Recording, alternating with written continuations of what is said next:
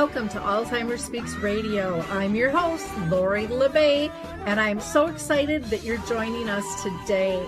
We are going to have a fascinating conversation as usual as we learn from people all around the world at all ages and stages of life. Stay tuned as we shift our dementia care from crisis to comfort. Here we go. What you think about, you will bring about.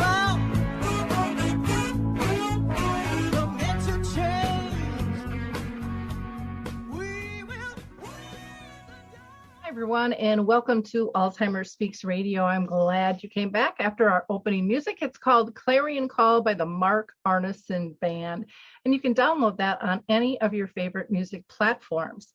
For those of you that are new to our show, Alzheimer Speaks is about sound information, not just sound bites. We like to have real conversations with real people, those diagnosed, family and friends, as well as business professionals and advocates. Now, before I introduce you to our guest today, I always like to give a couple of shout outs. So first of all, I want to mention Dementia Map. If you're not familiar with it, it's our global resource directory we are building.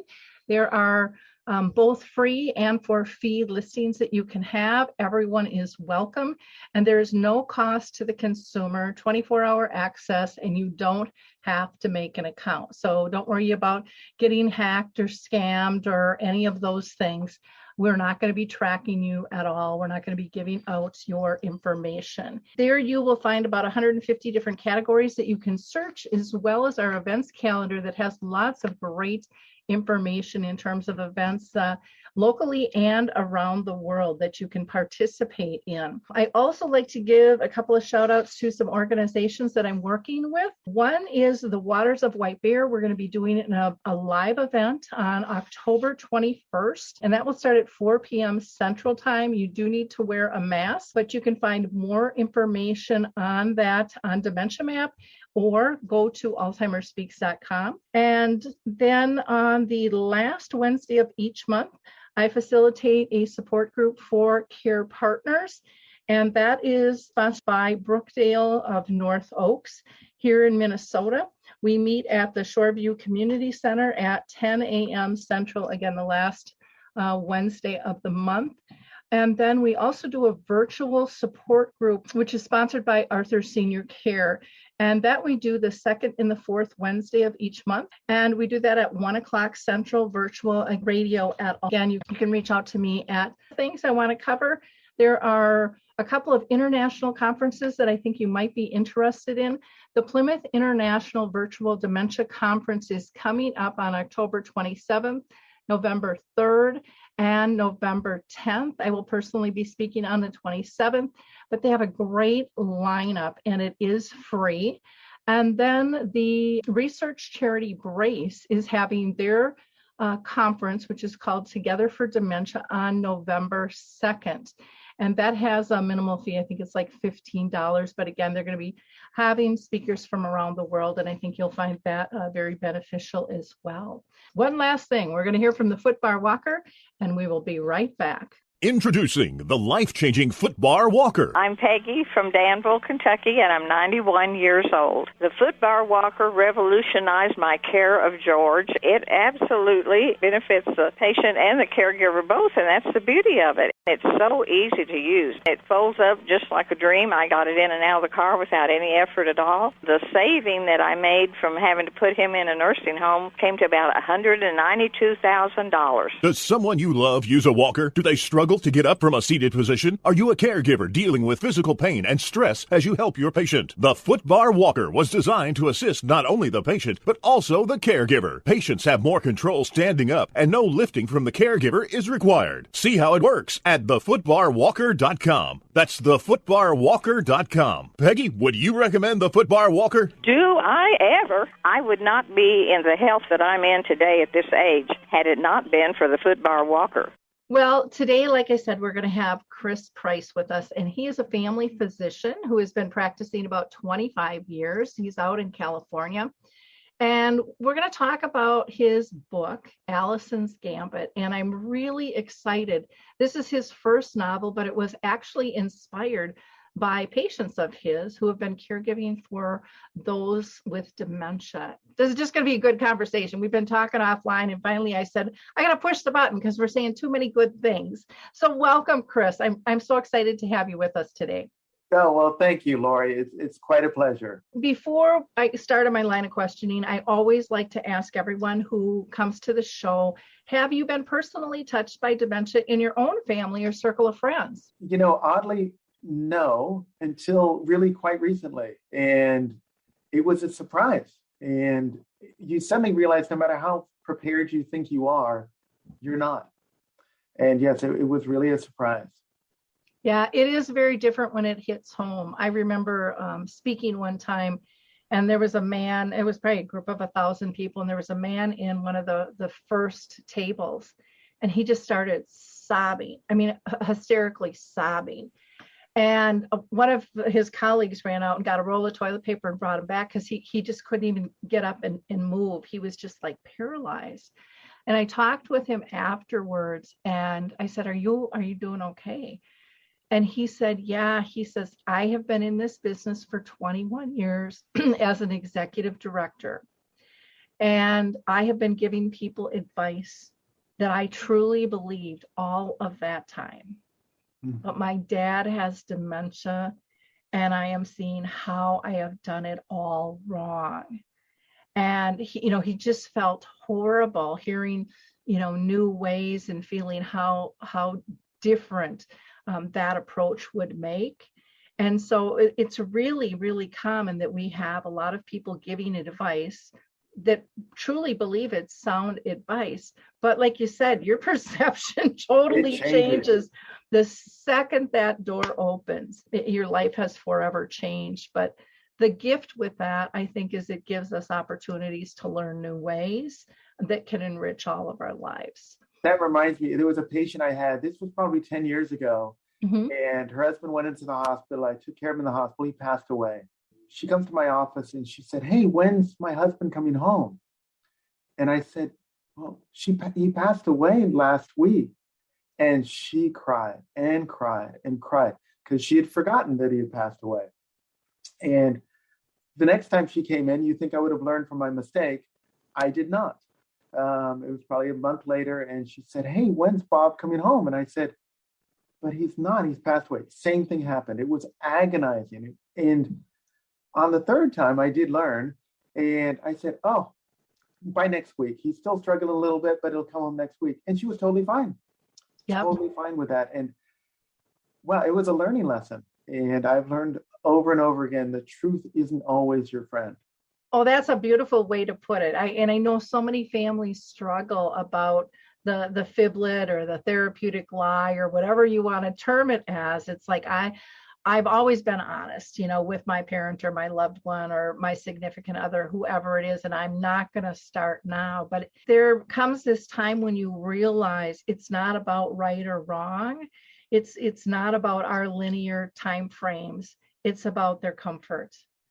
And is it worth to keep them spinning and reliving those emotions all over again when it's brand new to them every single time? And I think once anybody, family or professional, understands that, there's no going back. I mean, you really get that comfort care masters all. It really is about stepping into their world and bringing them comfort versus corrective care. Yeah, I couldn't agree with you more. It is, at the end of the day, when she left my office, was she happier with me telling her he's coming home in next week? Much happier. And what did I have to gain from telling her the truth? Absolutely nothing. And not only is it difficult for her, but anybody she's going back to. I found, like, with my own mom, I was shocked at the stuff she could retain. And it was like, no, that you pick the joy, Mom. Don't pick the stuff that's going to spin. But sometimes she would just get really aggravated over small things. And it's like, this is so not worth it. And sometimes we think, well, they'll forget, but sometimes they don't. Sometimes they hold on to those feelings because they're so ingrained, or that person, that moment is so important to them. And I learned that the hard way too, with my own mom. It's not something you just are born knowing. That's for sure. I wanted to ask you, if you knew dementia was in your future, would it change how you live today? I've wrestled with this question a lot, and I think the answer is yes. And I hadn't really given it a lot of thought. There is a gene that can increase your risk for dementia, but it's not an obvious one. I think so often we want to get a DNA profile and let us know what's going to happen, but it still only changes percentages. And I think the root of your question, if I actually knew, I would plan a lot better. I think it's just like when any attorney says, you really should do some real estate planning. You probably should. You should sort of say, who's going to be the person who takes care of you? And I would definitely, I would have to have that much more dialed in than I would if I didn't expect it in my future. Well, or what brings you comfort? What brings you joy? I mean, really identifying those things. I think we take those things for granted, but we need to identify those in case it does hit us. And what if it's too late for us to be able to communicate that to others? That's a really important factor. I do a lot of discussions with people with dementia, and Susan Session, who has since passed, really hit home when she talks about how families kind of like to downsize and clean out. Mm-hmm. And she told her family, she said, I know all of my stuff is junk to you, but it's not to me. And so she wrote on all of her pieces when she got it, why she got it, and what it means to her. And she said, what you're not realizing is when you are throwing out something that's valuable to me, you're throwing out my memories, and I'm already losing them. So please don't add to it. I mean, it's just a really small thing that we don't think about, but what a difference if you have those things that give you comfort surrounding you. And seeing people dismiss that, and that's got to be really frustrating. It would be, yeah. But getting back to your question, I also think what really started me on this journey, and you talk about how I think someone can change when it really kind of hits home. It was a particular patient of mine who made me look at dementia quite differently, and I do my best. She's smoking, and I said, hey, you know what? You really should stop smoking. And she looked me in the eye with such almost defiance and said, I will never stop smoking. And okay, why not? She said, I've been taking care of my mom with dementia for the last 5-6 years. It was a miserable experience, and I don't want to go through that ever again. I don't want anyone to go through that for me. And so her conclusion was, her new philosophy, if she dies younger, she won't get dementia, and she'll die younger by smoking. It was so shocking to me, the whole philosophy about it. I started to explore, how bad was that caregiving experience for her? How difficult was that emotionally? And once I saw it in her, I started to see it in so many other people, the strain that it required. And I started to understand her philosophy more. And yes, in a way, she's saying I'm living my life differently. I like to think, when I've thought of it more personally for myself, every day becomes more precious. And we really need to focus on our relationships, our friendships, and just doing what we like. Don't wait for the future. Do the things we like now. Oh, I agree. And you think, even like with smoking, you think of cancer, but cancer is much more accepted in our society. There's a lot more support. There's treatment, good, bad, or ugly, depending on how you want to look at that and what it is you have. But you're still going to end up with some of those dilemmas at hand, but it's more normalized, I guess, in society. And it's too bad. But again, everybody has to process their own way, and there's no right or there's no wrong. I believe, anyways, everyone has their right to be able to choose. Let's talk about nursing homes. And not too many people say sign me up, for that one. Though my mom was actually one that did. I can tell you that story later. But what can you imagine that would make that a better way to care for, our elders in particular and people with dementia? How do we remove that stigma? It's a great question. I think one of the biggest stigmas is, you said it exactly. Everybody says, I won't put my parent in a nursing home, because then the parent said the whole time, don't ever put me in a nursing home. Instead of saying, you know what, we need the best care for you. And at some point, frankly, when caregivers burn out, often the nursing home is better care. They're able to do more than you possibly could by yourself. And so when we need to, I think, first make that transition more acceptable, that people say it's not a failure to go to a nursing home. It is a goal to get the best care for your loved one.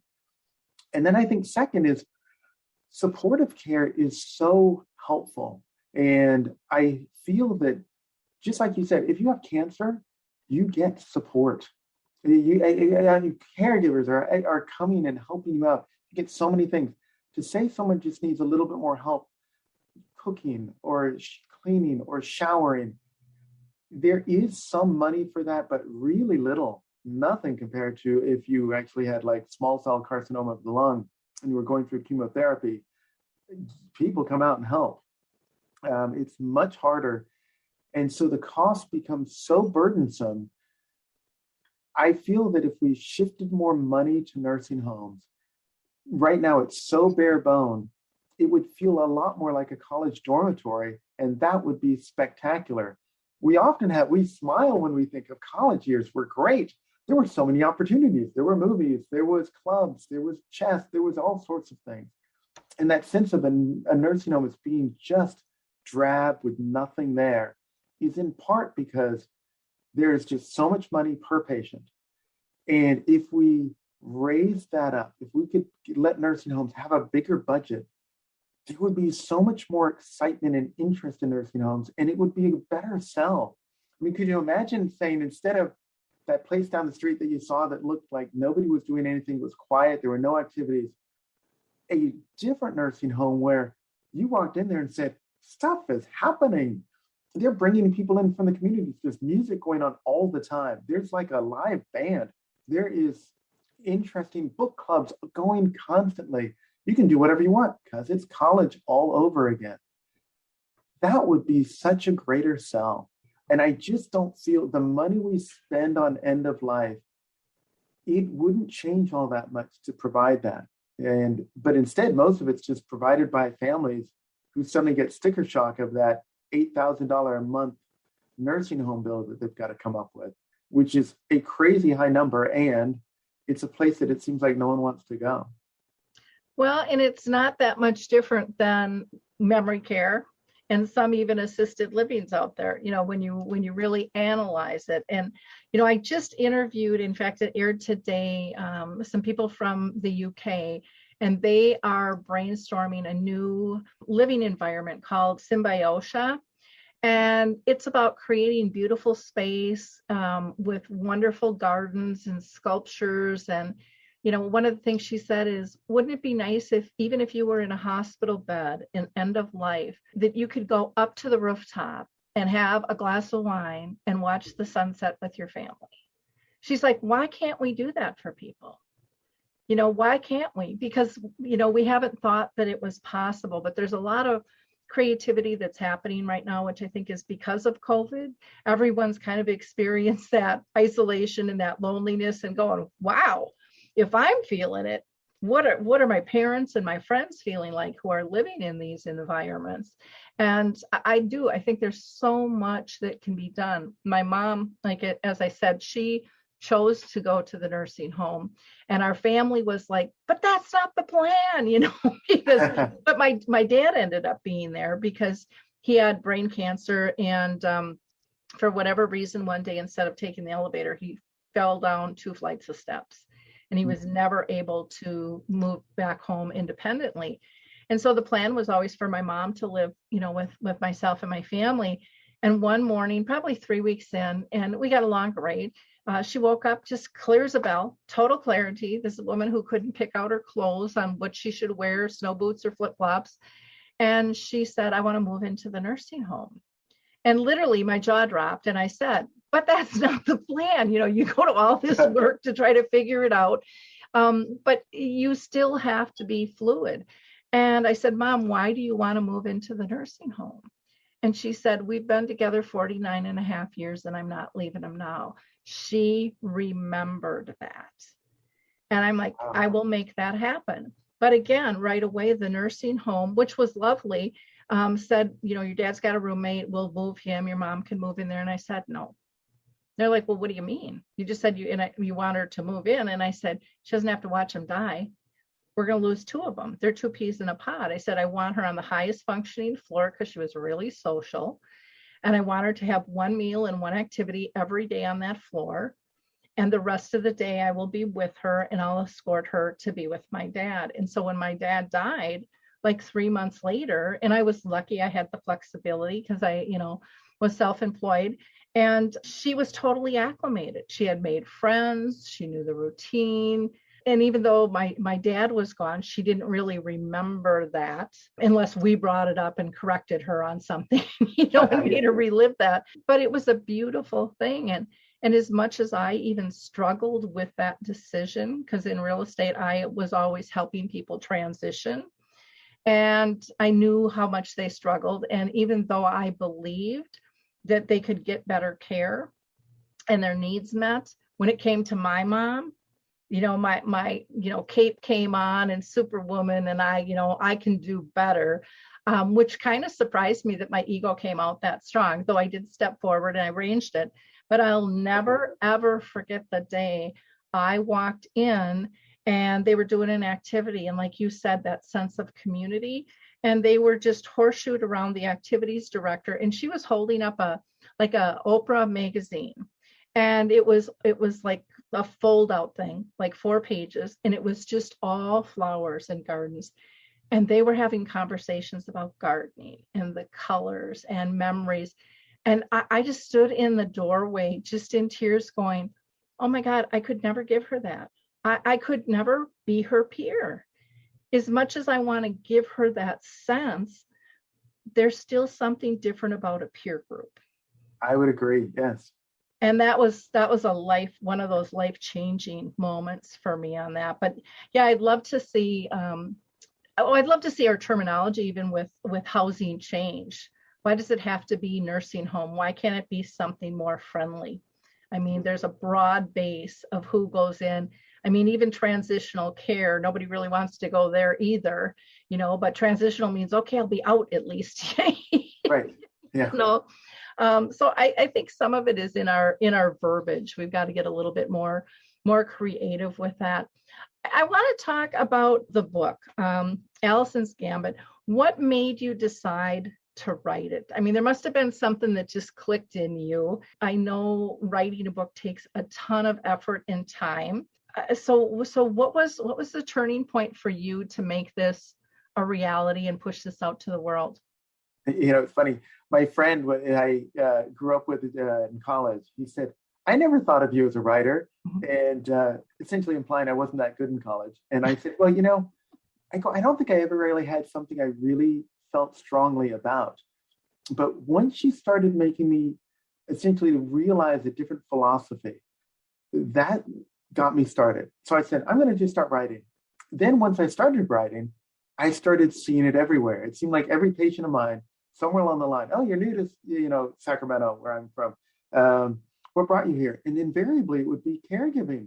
Sometimes it was a job, but if it was that job, it pulled, and now I had to bring my relative from somewhere because they suddenly can't be on their own. And you realize this web was so entrenched and really difficult. And I saw it everywhere. And I kept on finding that there were not many resources. And people didn't struggle with the new changes in their life, like a new job or, getting married or whatever it is. They could do well with that. The caregiving became such a challenge.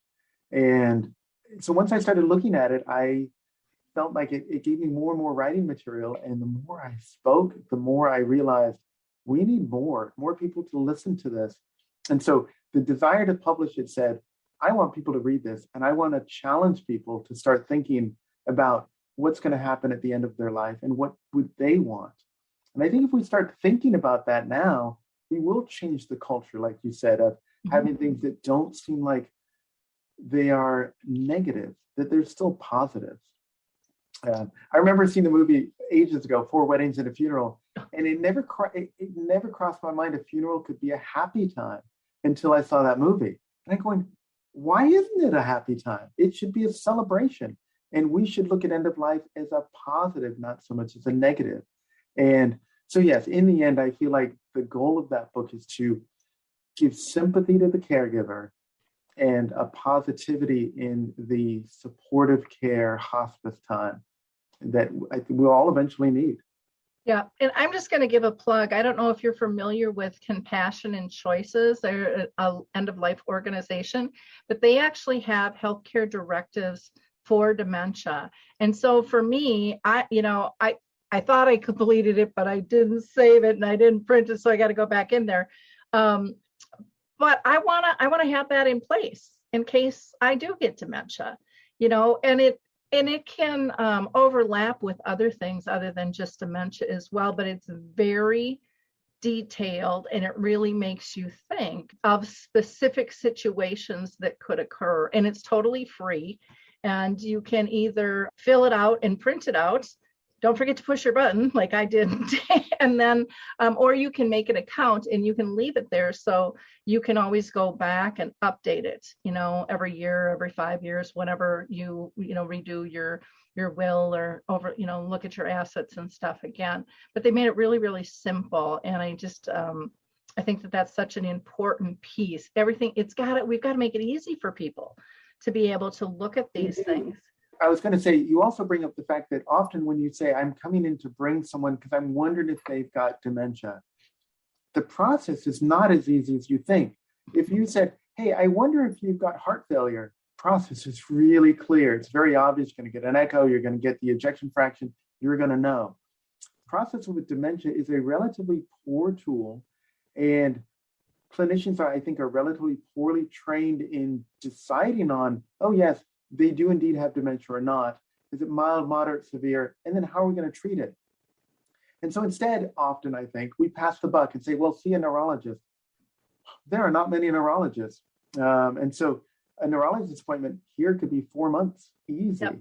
And then you might need a follow-up. That's another few months. And it could be a year for diagnosis. And by that time, the family is going, what are we going to do? And the desperation starts getting really high. And often, there's just not a clear picture of where do you go from here. And do we take medicines? Do we not take medicines? What do we take? If I start getting side effects, what happens? The help is not really there. Yeah, I would totally agree. And I mentioned to you earlier, we created Dementia Map to kind of help. And one of my dreams would be for physicians to connect their patients to that site so that they would have hope. Because one of the things I hear from physicians, and I don't know if you felt this, but a lot of physicians say, I don't know any resources. There's, you guys take a lot of training and education, but there's a lot of disease out there to cover as well. And so how much can you really know? But if the doctor that was giving the diagnosis, or even a preliminary that this could be a situation, gave them some information, because most people around the world will still say very few even get a number to the Alzheimer's Association or Society or, any major organization. What they hear is, here's a prescription. Don't forget to make an appointment to come back and get your affairs in order. And that's what they hear as they're walking out the door. Right. And so that just puts people into really a sinkhole, that they're just spinning around. And when anybody runs across a new diagnosis, bottom line is you don't know what you don't know. You don't even know what to ask for. And so you need some kind of guidance. And we're seeing more clinics, but not enough, hiring social workers to help make that connect. But even if they could say, here's a resource that has a lot of different resources, it could maybe reduce time on physicians and their nurses for trying to find support and allow families the freedom to really choose what's going to meet their needs. Because I know as a daughter, for me, I got frustrated even when I did find someone who was willing to help. I was thinking, I've talked to you 10 minutes. There's no way you really know our family and what our needs are. And, I, as a daughter, I wanted to be able to explore that and make some choices. And I hear that a lot from people, but I think that could revolutionize even just getting the diagnosis, or where do you go even prior to walking in the door? Because there's so much shame and stigma of getting diagnosed. There was something out that, a third of the people probably aren't diagnosed. And yet now with COVID and the fires and the after effects of both of those, we know that's going to increase cognitive impairment as well. So, we're talking massive numbers here that we need to deal with, and we need to get a grip fast to be able to help these families. I'd be curious to know, one other thing that came up in my mind when you were talking is, when the patient comes in, or usually the caregiver comes in and asks a question, should I take away the keys to the car? You got a 10, 15-minute visit. That is not a 10, 15-minute answer. And it is so difficult, because if you take away the keys to the car, then what do they do at home? When do they get their groceries? How do they do things? It's so difficult. And the other thing that I thought of when you were speaking, and I'd love to know your opinion on this, the gullibility factor. Seniors are getting preyed on all the time anyway. Those with dementia will seem to write out the checkbook to almost any organization. And how do you deal with that? It's so hard. But have you heard much of that? I call it the gullibility factor, but I find it tremendous. Oh, there is a great program out there. It's called Careful. It's on Dementia Map. And I hadn't heard of it before, but they will actually analyze, you put in all their accounts, and they'll see if a bill was paid twice, or if it wasn't paid at all, or if there was a large amount drawn out, and they will tick you and let you know activities not normal ahead of time. Oh, and wow. It's really cool, and it's very inexpensive. I had a very close friend who was scammed. And, she always thought of herself as savvy, but, she was starting to have memory issues, and a scammer called her up and said, we need your help. We need you to go to the bank and get $4,500 and go to Target. And we want you to buy all these gift cards. But before you leave the store, you need to read off all the numbers of the cards to us. So there she was. She bought them all. And then she stood over to the side, and she was calling, and she was giving the numbers out. Well, staff at Target realized what was happening, and they hung up and said, nope, we're gonna go back, we're gonna refund all your money, and you need to get this back into the bank. But she never recovered from that. That just took her off the deep end. Her daughter and her friend had to get involved in terms of changing accounts and going through. And from an ego standpoint and a feeling of independence, it crushed her. And no matter how much we told her, hey, this happens to all of us. I had it happen to me for my energy company called. They came up on my phone like they were XL Energy and said, hey, you're behind. We're gonna cut you off. And you panic immediately. And thank God I remembered, I just paid that bill, so I hung up from them and I called the energy company, and they said, yeah, they're getting really savvy. They can clone our phone so it actually comes up saying it's us. This is something that we really have to be able to help protect families with, and Careful is a wonderful, wonderful program to do that. But it's getting involved, and it's learning to step in as a family member or a friend without taking over. So you can maybe start writing the bills, but that doesn't mean you have to do that alone. They could still maybe sign for them, and you're processing, you're filing. But so often, because we are such a fast-paced community, we're just like, I can do it faster.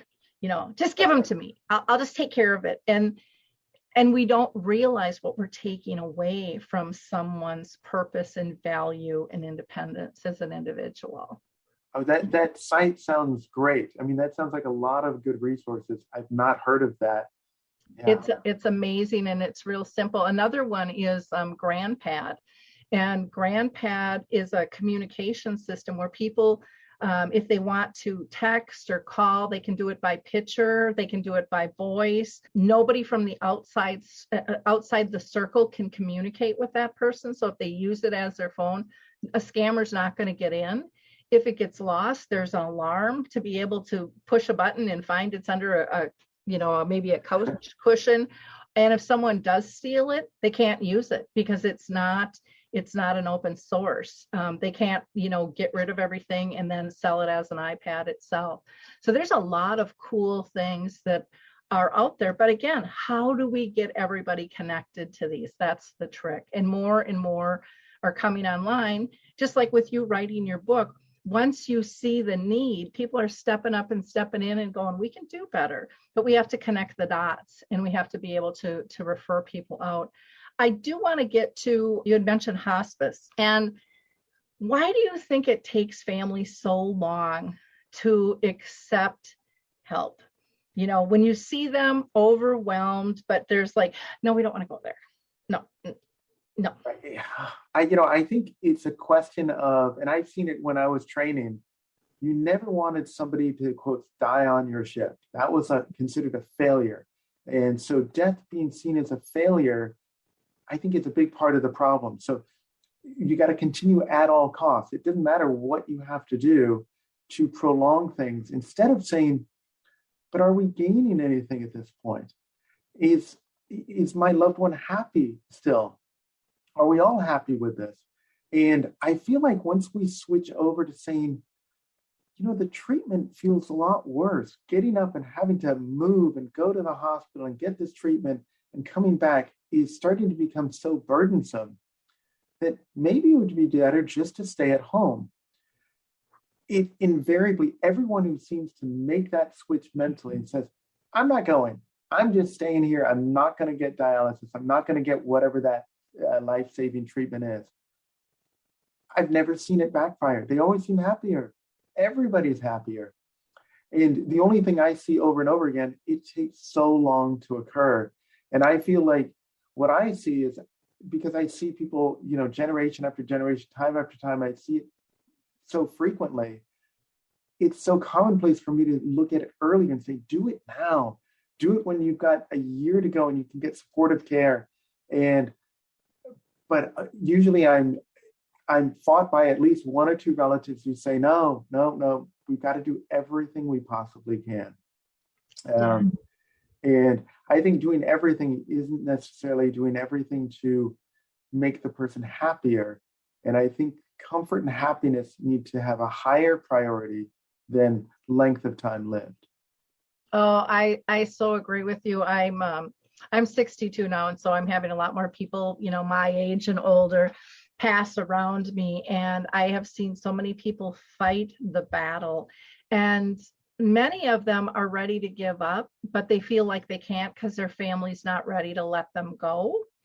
And yet I have had the honor of being with many people when they pass and be supportive of their decision.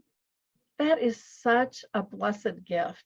To be able to be there at the end and, say everything that needs to be said and giving them that opportunity to live fully and graciously. And I think that's what's missing is we're not living graciously. We're more worried about fear or judgment by others in terms of our decision making. And so, I've already told my daughter, and you never know what's going to happen. But I've said, if I get cancer, I just want you to know there's a good chance I am not going to even start treatment. And some people might look at me and go, well, but you don't know. And I said, I know I don't know, but I have seen so many families anguish, and I would rather live a quality of life. Try some other types of healing that might not be as damaging, I guess, to my body, and in my soul, and live with quality and be able to be an example of letting go graciously. I mean, we're not meant to be here forever. And yet there's that pressure to be here forever. And that's just not realistic. And again, some people might, say, well, that's kind of crazy. And it's like, again, everybody has their right of choice. I'm not trying to convince anybody of that. I may totally change my mind if that hits me. But I'm just saying, from my perspective right now, I want to live peacefully and gracefully with my loved ones around me without pity or sadness or illness that, has me hugging a toilet or sleeping, 20 hours a day. Right. It's funny. My publisher, who I think is fantastic, Vinny Kinsella, he developed the cover for my book. And it was partly because of what I was the emotion I was trying to convey. In the end, we are going to die of something. And so it's this like Wheel of Fortune wheel. Yep. And it's just all these different ways to possibly succumb. And you realize none of them are good. And so it's not like once you get past whatever cancer you've got, they say, oh, you're cancer free, that you'll suddenly have a perfectly happy, death later on. There's going to be something else. And whatever that something else is, when we get there, I think we should say, I'm choosing comfort and happiness over just extra time, because extra time will just lead you to the next thing that comes up on your Wheel of Fortune. And so I did like that image, because I think that's one I think we should live with, or at least recall in the end, that in the end, something is going to happen. Yep. And you could call it Wheel of Fortune, or kind of, to me, it reminded me of the Carney wheel and the click, click, click, click. Yeah. And the guy calling out, how much you weigh or whatever it's going to be, or how many pounds you slam down. But in the end, we don't have control over that. We can try to prevent, but even like with dementia, you can do all the right things and still, get hit with this disease in one shape or form.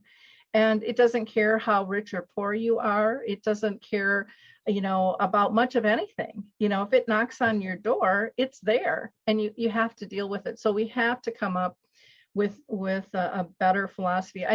What I find with hospice is people always think, well, it's the end of life. Well, and I always say, well, my mom was on hospice and then she improved because she's getting all this extra attention, and she lived like 3.5 more years. Yeah. And then she went on again for her very, end of life thing, or palliative care. They don't understand this is about support and comfort. And, I have a neighbor who's not going through dementia, but is caring for her husband. I don't think I think they acknowledge verbally that they're exhausted in that care sometimes, but they don't look in the mirror of what it's actually doing to them and their soul and their relationship. And so, Larry he's now on hospice, he's at home. And I can tell they're just both breathing easier. The battle isn't is hard anymore. They've come to a common grounds of inevitability and peace. And it's so nice to not hear her voice quivering and the exhaustion. And I think sometimes, even though people acknowledge they're tired, they don't understand to the extent of what is happening. And it happens not just to the care partner, but for those, living through it too. They have the same emotions, that they're going through, and the same types of struggles. They might not be able to say them, but we have to learn to read those nonverbals, which again, I think is another skill set we really have to teach people in terms of empathy and communication and all of that. Right. I learned that a lot. I do home visits. I feel like I'm one of the few doctors who does home visits. Oh, wow, you are. It is a completely different feel seeing them in my office and going to their house. And that's when you talk about that language, the body language. Are they too tired? You see it so much more. People really get ready for the office. It's like going to church. They're dressed up, they're ready to go. And you see them at their best. When you see them at their home, you sometimes go, oh God, they can't keep it going on. Why are we doing this? This is too much for them. It can be very different in the house. And then you sometimes see also frankly, the chaos of, wow, I don't know how we're getting these medicines in correctly. And that's honestly where hospice, you say they do better on hospice. Sometimes it's just because someone's going in, checking in and making sure they're taking the medicines like they're supposed to. And all of a sudden their heart failure improves. Yep. Because they are taking their medicines regularly. Their diabetes improves. And I see that over and over again. I think it's also with hospice is they now don't feel alone. There's one person to connect with. And again, like with my neighbor, I could just hear her relief. And she says, they told me over and over again, I don't call 911. I call them. They're my first call, my only call, other than family. But that, and you could just feel the relief in her voice, because through the system, she, in and out of the hospital, the stress of that, and the lack of being cared for, the shortage of staff, all of those are additional stressors that people are feeling these days.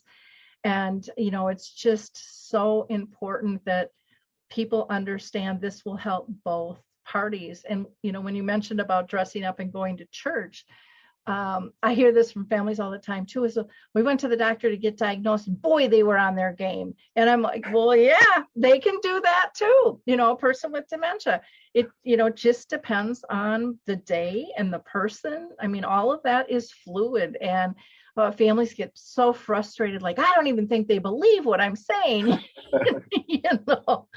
and pretty much any family member can relate to that. But it's, again, how do you communicate with the doctor? And I know for me, I found a lot of times I would send an email to the nurse ahead of time because I couldn't always talk to the doctor. And so just being able to send, these are our list of concerns. So when we came in, I wasn't always the bad guy bringing them up, but the doctor could say, well, these are kind of common things that are happening. Are you seeing this? And then it was more of a norm. And then there wasn't this hatred about, you're just tattling on me, because a lot of families feel that. And so we really look for the doctors to be supportive with that. In terms of your book, Allison's Gambit, who is your target market? I mean, is it caregivers? Is it professionals? Is it everybody? I think everybody needs to understand what it's like, but without a doubt, it's the caregiver. That's the one that I have the most sympathy for. That's the one I really grew to understand was struggling far more than I think they have to. And I would argue that the goal of the book, and probably your goal as well, is saying we really need to address this need that is huge, that is out there. Because as soon as you say it, everyone goes, oh my gosh, I need help. Oh, I could use some help. And where do you get help?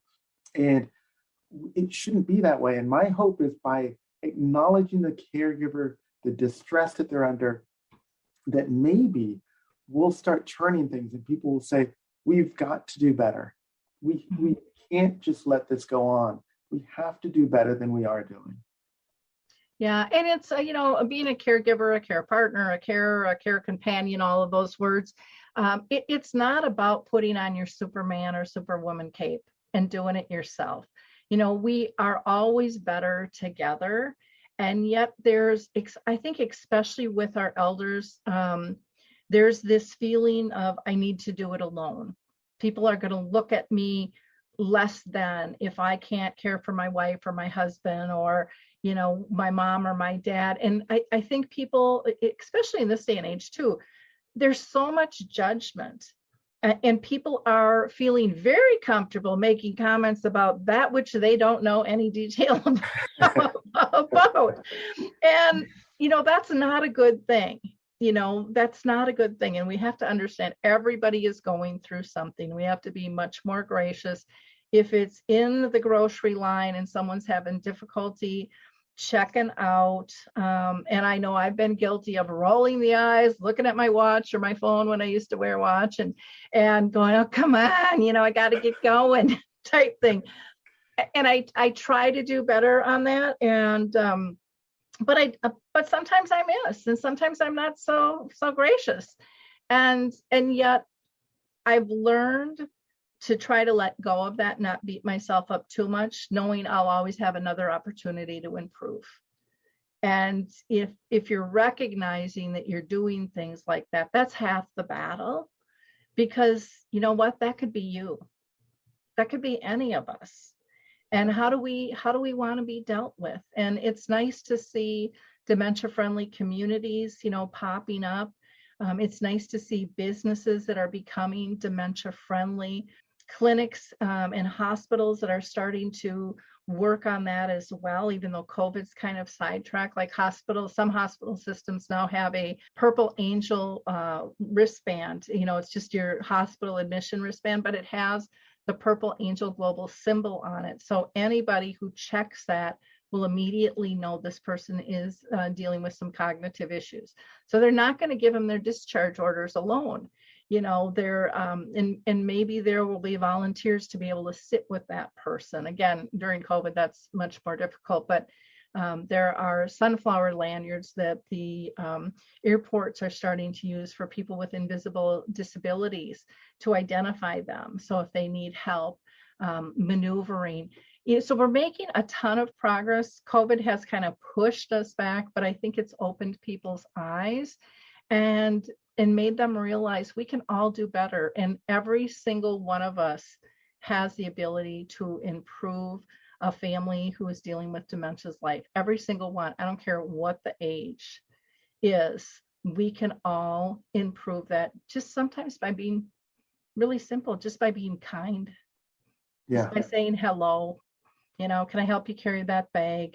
Do you need directions? I mean, so often it doesn't take much to have a large impact on someone else. But I think people have forgotten kind of our power of one and how we can really affect the world if we just choose to realize we have the power to do that. Well said. Yeah. Anything else that we haven't covered? One of the things I should probably ask you is, in the book, why don't you explain how it's broken down to people in terms of, how would they read it? Some are like resource books, some you want to read from cover to end, others you can dive into chapters. How did you design yours? I always like to hear that from the author. I think the design was comparing and contrasting. So she had two parents, obviously. Her dad died relatively quickly, and that's right at the start of the book. And it sounds awful. But then very quickly you realize, she says, but that death I was able to deal with much more easily. And so the next part is understanding why was it difficult to deal with her mom's death. And I think a big part in this is sort of that guilt and where do you go from there is she recognizes that her mom doesn't even really acknowledge what she's doing. So she's doing all this work for her mother, pulling her away from her family or job. And I want that to be the real focus for most caregivers, because I guess maybe that's sort of told through my eyes, that sandwich generation of, I'm giving up all of this, and I don't even know if there was a point to it. For example, I hear over and over again, I want longevity. I want to live long enough so I can see my daughter get married. I can see, get my grandchildren. But she realizes that her mom doesn't even remember her grandchildren. She doesn't remember her wedding day. And I feel that the reader, when they read it, they can almost read at any point, they're seeing those struggles. And then I think the middle of the book is the dealing with the medical community. And that's one thing I feel like I do a little bit differently. I walked to the doctor and what was it like? And how lonely, isolating, and you've got no information but go. That part I feel is going to be very helpful for the reader, because I think they're going to recognize and go, that wasn't just me. And maybe we can improve on that. I really feel like we need to improve on that. There are so few geriatricians in this country. There are not enough neurologists. There are fewer and fewer of both every day, it feels like. And so going to shows like yours and realizing there are resources, but where do you find them? And the final bit of the book, I would argue, is there should be much more celebration of our current life and what we have to go on and utilize the help of everybody. When she started turning to her friends and let her family kind of work and help her, she became happier. She became a better person overall. And I would argue it came later for her than it should have, because I think that's what happens. And so part of the idea of reading and learning from others is you learn from others and go, I don't want to make that mistake.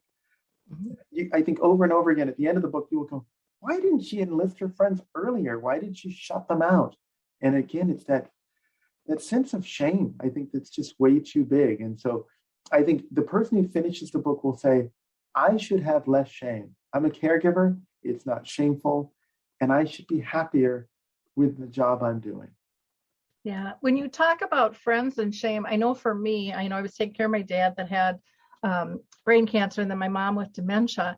And I had girlfriends that were once a week, they'd get together for coffee, and they would call me. And I would just say, I can't, I'm too busy. Because I was still working. I was a mom. I was married. That time I was doing all these things for my folks, running over to their house sometimes 3 and 4 times just to do what you need to do. And for me, I saw literally my friends as a burden, another thing I had to do and not enough time to do it. And I had to prioritize what was important. And I put my folks I put everybody ahead of myself. And so one day they called me up and said, come on, you got to come meet, just for whatever time you can give. And I will never forget this. And we laugh about it now, but I said, okay, I'll come. I'll give you 15 minutes. It was like, roll out the red carpet. Here I come, And I said that literally to get them off my back. It wasn't because I wanted to go see them. It was like, I want this phone call to stop because it's one more thing in my face that I can't do, that I want to do, but I don't feel I can do. And so I sat down, I had coffee. We laughed and cried for 2 hours. And what I realized was, and I thank God they didn't give up on me, was as a care partner, I had no idea how empty I was until I got filled. And every week forward 2 hours, because I knew I was a better person, not only for myself, my family, the ones I was caring for, but just the world in general. I probably wasn't rolling my eyes so much at the grocery store and checking out and feeling that exhaustion and that panic, because they filled my soul. And I didn't realize how drained I had gotten, because you're so busy being busy. It's a tough role to balance, but I would say to friends and family, you had mentioned how she did better once she let friends and family in. My brothers would call me a control freak. I would call myself very organized. And so we kind of had this battle. And, they were wondering where I would get all these stories. And I was just like shocked. And then I thought, oh my gosh, it's because you guys haven't been around. And then we went a little bit deeper in that conversation. And, they said, well, we didn't feel like we could compete with you, or you would be judging how we were going to care. And my standards were up here. But I didn't realize I was really giving that off for them not to participate. But yet I told them, I said, I'll take some responsibility, but you're not putting all that blame on me, because we could have had this conversation sooner. You were very comfortable with me handling this, so you didn't have to get pulled away either. And now after Dad died, you're just realizing what you lost out on. And so those conversations are really important. And I joke when I speak these days and say, I finally have realized that, nobody wants to be tied to me 24/7. As great as I might think I am, if it's a person with dementia or not, we all like that variety in our lives. And every person, as long as it's a healthy relationship, they're bringing something to the table. And we need to allow them to do that, because it lightens the load and makes it easier for everybody. And most importantly, it's life enhancing for the person you're caring for. And that's a lesson I really wish I would have learned earlier, in the journey. So now I just pass it along, kind of like what you're doing, with your book. You have to pass it along and try to make it easier for the next person. Anything that we haven't covered, this has just been a fun conversation with you, Chris. I really appreciate you spending this much time with us on the air. I don't think so. The only thing I would add is something you said when you write something to the doctor's office before you got there. That is so important. I love getting a list, looking at it, because what I find invariably happens, the patient will start talking, the caregivers start talking, and now your time's done. As a physician, your time's done. You're about to walk out and they go, oh, but the most important thing. And then it's done. You're not going to do the most important thing. And so, but by having a list, showing that list before the appointment starts or right when the appointment starts is so helpful, because then the important things will get addressed. Yep.